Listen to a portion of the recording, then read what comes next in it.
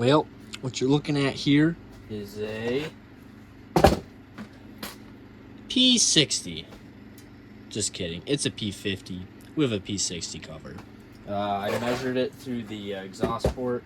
I just stuck a pencil in there, raised the piston up so it squished on the pencil, and then I measured. But this is a P50. Really good shape. The piston in there is mint. It has amazing compression. I've already done a couple things to it. First of all, I put a more modern air filter on it. The stock ones are trash. Even when I got it, I took it off and immediately there was a bunch of fines inside of the carb. I didn't like that, so I put a 372 X-Torque filter on with the mount. The decompression valve was also broken. Like, it just went back and forth as it ran, so I put a bolt in it so the decompression is blocked off. And while I was out today, I got a new spark plug for it. I already put a new fuel filter on it. The fuel lines are actually in good shape. They're nice and squishy. They're not stiff. It does run. It doesn't seem like it has any air leaks. It idles perfectly, and yeah, really pumped. Got this off for a great deal. And tonight, I wanted to make a pipe for it. So I went to good old O'Reilly's, got myself a 1.5 inch 90-degree elbow, and I'm going to be using this to make a straight pipe. So yeah, I need to make the flange first for the exhaust.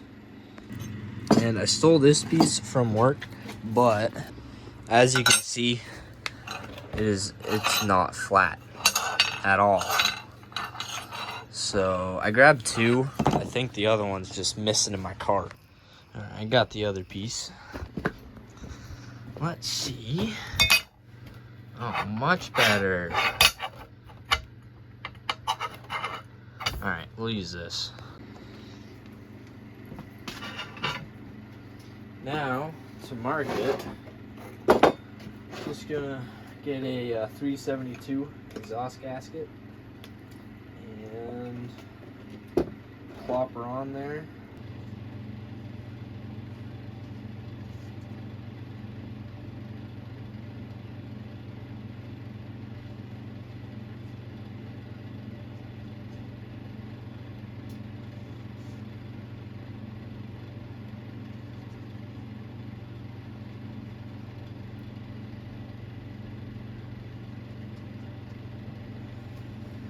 Perfect.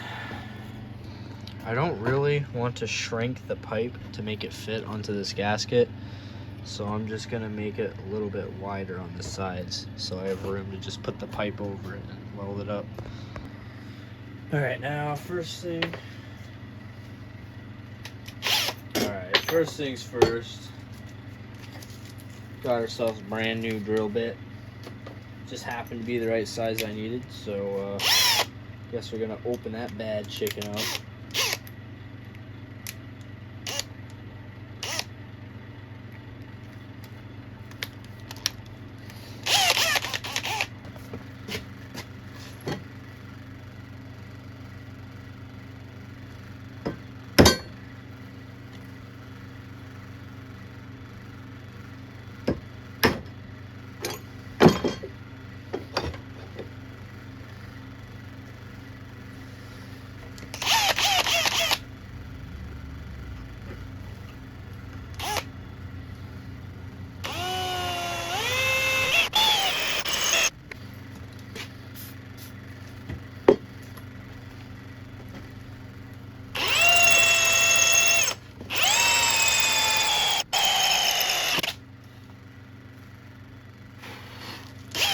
Nice. Put your gasket back on.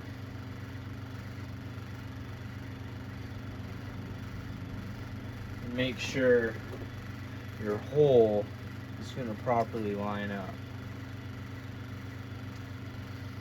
This is some thick metal, and it would kind of suck to have to alter these holes. Damn.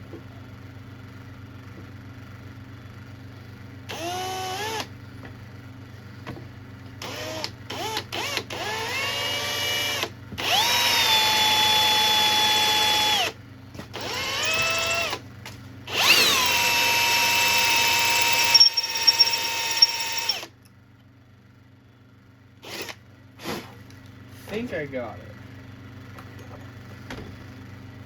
it. Oh yeah.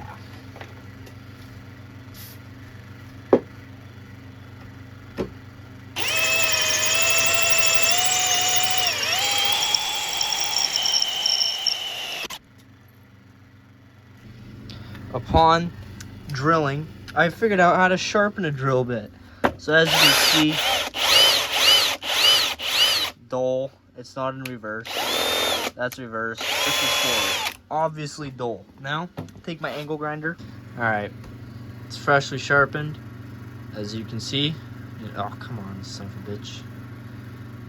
Come on. Come on. There we go. All right, sharp.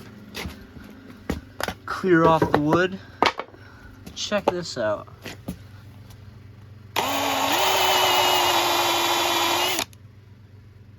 Actually making curls.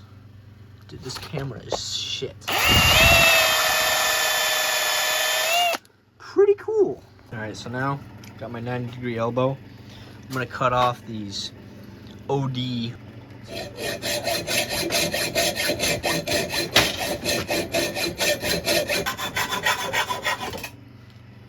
Oh yeah. Bring it over to the power saw. I'm gonna cut it that. I guess first thing I gotta do is mount up the plate as well. We got our flange bolted on. Okay, let's get you guys nice close and personal, huh? Now, I kind of cut this at a slant I didn't want, so I'll just use that piece as an elbow. Guess we'll go like that. Yes. Alright, we got her cut out again.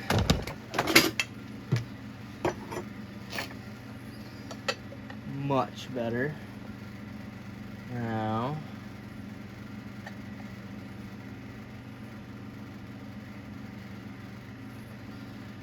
cut that piece, and I just keep going. All right, now that I got my first door made, I'm gonna weld her up. Well, I'm just gonna tack it, and then I'll cut another one out, and then just keep marking, tacking until I have the whole thing done. And then I'll weld it all.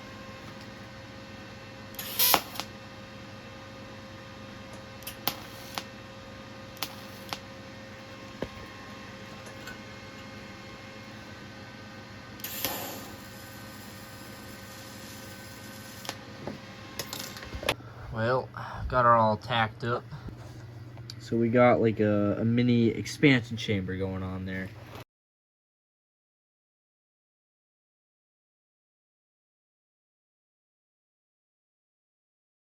This is the monstrosity I was welding last night. Just terrible, absolutely terrible. So I went on the good old YouTube and I was watching some how-to videos, and I made a couple of changes to my setup. One of the changes I did was I put a smaller tungsten in, and I also spent a lot more time on the fitment just to make sure there's no gaps. And look at this. I mean, still not perfect, but the inside, that's what I like. It's not all shitty, you know? Like, look at that. I think that's when I experimented with a coat hanger as filler wire. It didn't like it too much. I also saved the cone off of the last pipe, so I'm going to attach that to that, and then that's it. That's just gonna be the pipe. So a lot simpler. I think it'll work a lot better, especially with how smooth the inside is now versus before. All right, we got the cone welded on there. Not terrible, not terrible. I'm starting to run out of gas, so I turned it down some to be more conservant. That's why it's brown right there, lack of gas. But, you know, overall, a lot better than the other attempt. So, all right. This pipe is done. All tacked up. Well, not tacked up, all welded up. The hard part was getting in between there, but I managed to make it work. Now I'm gonna use the die grinder and open up that hole some more to what it should be. Who knows how long that'll take. We have got the pipe on. It is looking pretty mint. A lot happier of this than the other design. Next, I have to take off the air filter. As you can see, I forgot to take the inside baffle out, so the choke does not work. Let's fix that. All right, we got everything grinded down. Choke works. It's all back together. The next thing I gotta do is put some gas in it, and then pull on it and see how this pipe sounds. Okay. First fire up with the new pipe. Now this thing has a lot of pressure, like a lot. So I'm going to put some gas in the carb directly. So hopefully it'll just fire up first pull.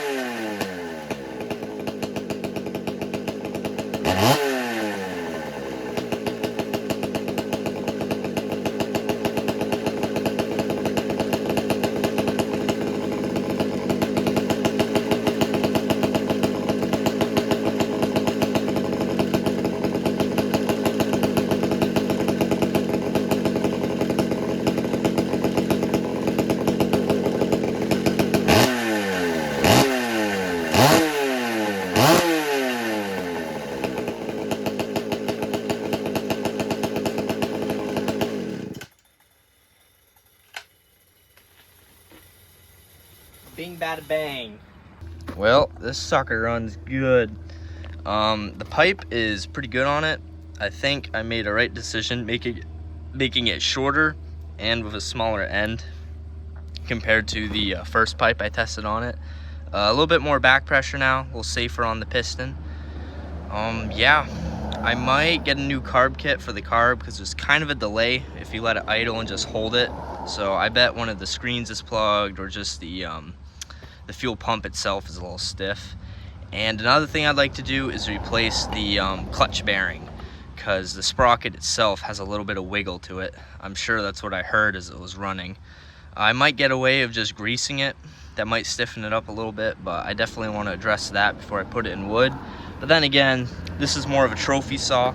I don't really plan on cutting that much stuff with it. It's just going to spend most of its time hanging up.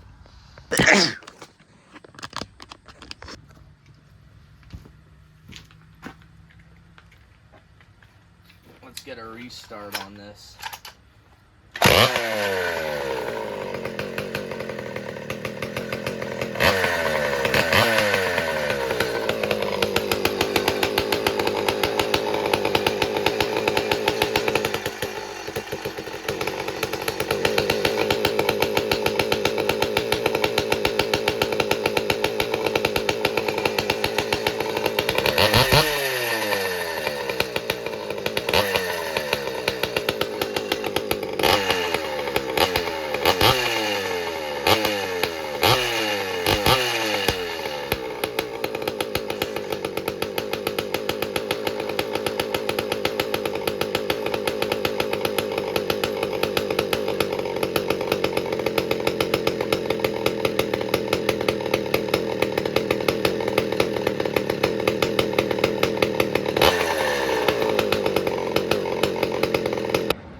Now the last final touch before I put it back. Put the top cover back on. Just clean. A little bit. I'm gonna grab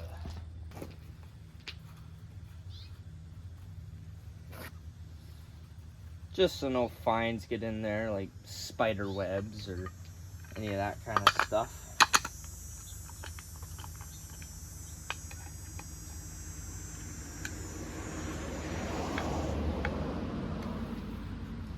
There. Bingo bongo. Drain the gas out of it. Just like that. We got another beauty on the shelf. Yeah. When I get my next package, there'll be something else going up there. I'll leave it at that. And for when you're going to see this in wood, I would really like to get the next something running, and I want to get the P-74 back up. I think when I was grinding the cylinder on the lower skirts to make it fit past the flywheel, I grinded too thin, so it has an air leak there. I just need to get another new top end. This will be the third one I put on it, which I'm hoping third time's a charm, because the version 1 of this saw ran amazing, and I'm really pissed that I put the piston backwards in.